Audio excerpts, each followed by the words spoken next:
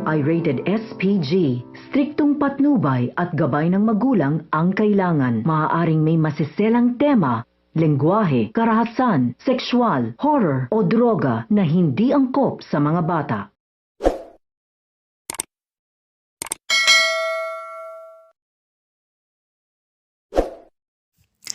Hello mga kapuso, magandang hapon po sa inyong lahat. So ayun na nga, nagpasalamat nga itong si Jenny sa kanyang nanay Menchie dahil nakita umano siya ng kanyang lola Amelia. Ayon naman kay Menchie, gagawin niya umano ang lahat para maging masaya lang itong si Jenny. Samantala, habang nasa bahay nga nila Jenny si Amelia, sumugod itong si Megan at sinumbatan itong si Jenny.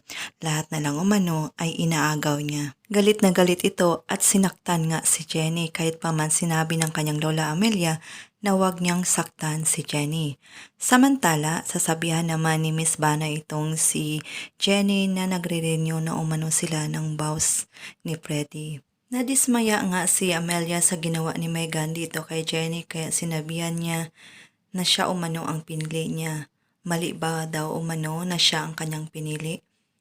Samantala, makikita nga ni Jenny si Tara sa hotel at makikita niya rin itong si Freddy at nagkita nga ang dalawa. Makikita niya na naglalampungan ang dalawa at kinukuhanan niya ito ng video.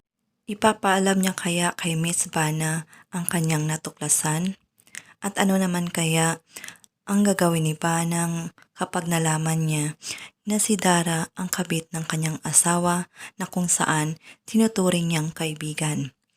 Lahat ng yan ay ating aabangan mamaya. Maraming salamat po sa walang sawang panonood. God bless.